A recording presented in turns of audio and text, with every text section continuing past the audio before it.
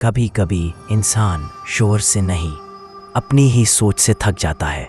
अर्जुन भी कुछ ऐसा ही महसूस कर रहा था। नौकरी की तनाव भरी रातें, एक दर्दनाक ब्रेकअप और शहर की भागदौड़ ने उसकी जिंदगी को खोखला कर दिया था। इसलिए उसने फैसला किया, वह एक पुराना शांत सा घर खरीदेगा और खुद को फिर से समेटेगा।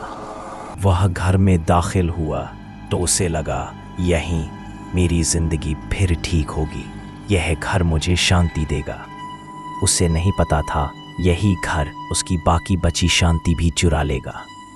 घर में पहली रात सन्नाटा इतना गहरा था जैसे दीवारें भी अपनी सांस रोककर खड़ी हो।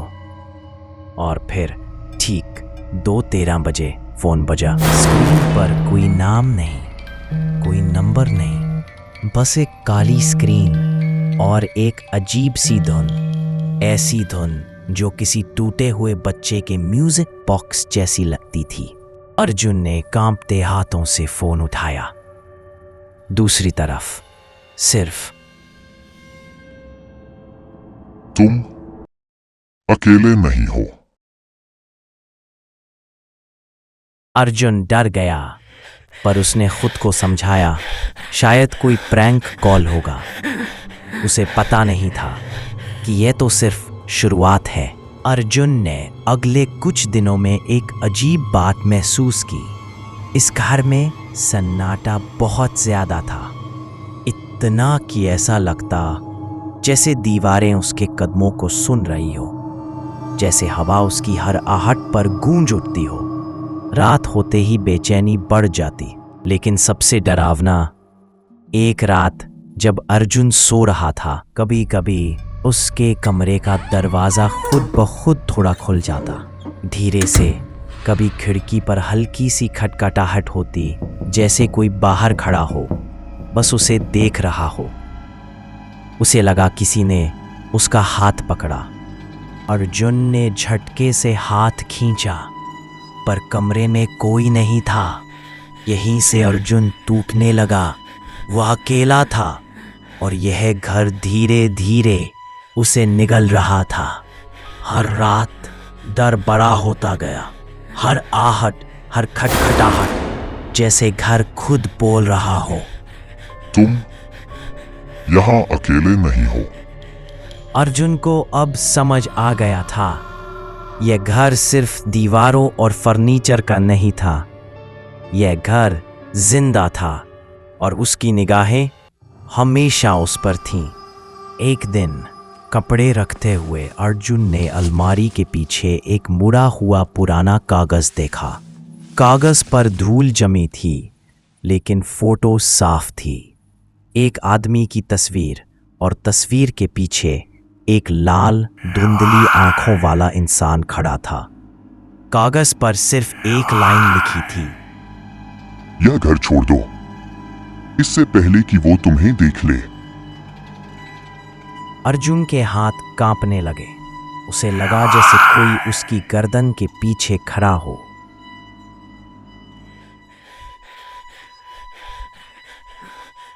डरते डरते अर्जुन अपने दोस्त रवि से मिला।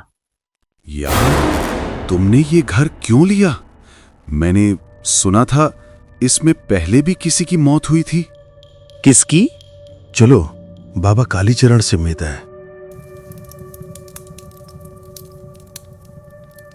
तुम्हारे घर में एक आत्मा फंसी है और वह किसी के बुलावे से आई थी। बुलावे से? किसके बुलावे से? बाबा ने उसकी तरफ देखा, लेकिन जवाब नहीं दिया। उनकी आंखों में साफ डर था। अर्जुन को लगा ये सिर्फ डरावनी बातें नहीं थीं। इस घर का राज कहीं गहरा और खतरनाक था।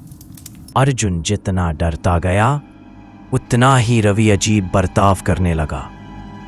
वह हमेशा घर के बारे में ज्यादा सवाल पूछता। कभी अचानक रात में मिलने आ जाता, कभी कहता, अगर इस घर में कुछ दिखे डर मत जाना, कुछ चीजें अपने आप को दिखाती हैं। अर्जुन को लगने लगा रवि उसे डराता नहीं, कुछ छुपा रहा है या फिर कुछ प्लान कर रहा है।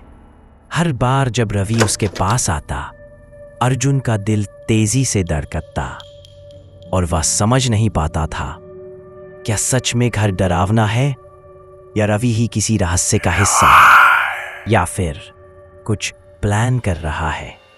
हर बार जब रवि उसके पास आता, अर्जुन का दिल तेजी से धड़कता और वह समझ नहीं पाता था, क्या सच में घर डरावना है या रवि ही किसी रहस्य का हिस्सा है। एक रात फिर ठीक 12-13 बजे फोन बजा। अर्जुन ने डरते हुए उठाया। इस बार आवाज आई, वो आ रहा है, वो आ रहा है। अर्जुन का दिल बैठ गया। कमरा बर्फ जैसे ठंडा हो गया।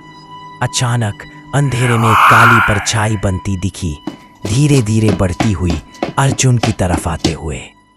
और जैसे ही वह चेहराव भरने लगा, अर्जुन ने चीखते हुए देखा, वह रवि था। वो रवि था। अर्जुन का सिर घूम गया। उसका सबसे भरोसेमंद दोस्त, वही जिसे वह सुरक्षा के लिए बुलाता था, अब डर की वजह बन गया था। घर का सन्नाटा, अंधेरा और अब रवि, सब कुछ एक साथ खतरनाक हो गया था। रवि, तुम ये सब क्यों कर रहे हो? लेकिन रवि ने कोई जवाब नहीं दिया। उसके होंठ हिले भी नहीं, बस उसकी लाल धुंधली आंखें धीरे धीरे अर्जुन की तरफ उठी। उसी वक्त खिड़की के बाहर से अचानक किसी ने जोर से आवाज लगाई, अर्जुन, खिड़की की तरफ देखो। अर्जुन चौंका। ये बाबा कालीचरण की आवाज थी। बाबा, ये रवि है, ये मुझे मारने वाला है। अर्जुन, वो रवि नहीं है। अर्जुन की सांस अटक गई। सुन, रवि महीनों पहले मर चुका है। तू जिसको दोस्त समझता रहा, वो सिर्फ उसकी आत्मा है और ये घर उसकी शक्ति को बढ़ाता रहे।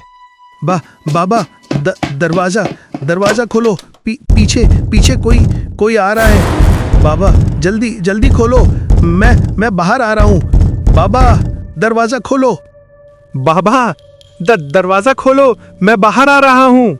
लेकिन वो घर हर बार की तरह उसे अंदर ही वापस खींच लेता। मैं तेरी आवाज सुन सकता हूं, पर अंदर नहीं आ सकता अर्जुन। वो आत्मा मुझे मार देगी। बाबा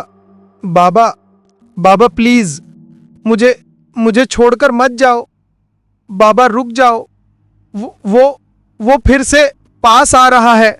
मैं अकेला नहीं रह सकता। बाबा सुन रहे हो ना? मुझे छोड़कर मत जाओ। पर बाबा पीछे हट गए।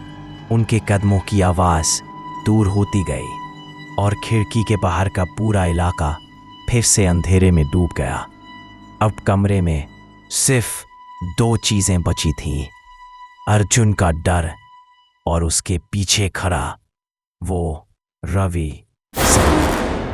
डर।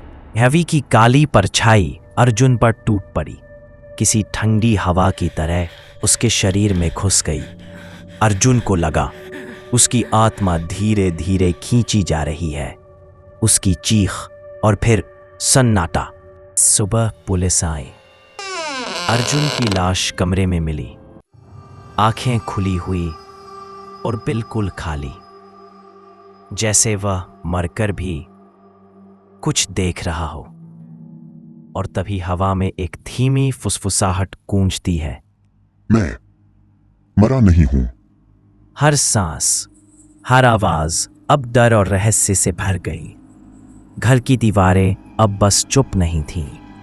हर शैडो, हर हल्की हलचल अर्जुन की मौत के बाद भी चेतावनी देती हुई प्रतीत हो रही थी। कुछ दिनों बाद एक नया परिवार आया, खुश, निश्चिंत, अनजान।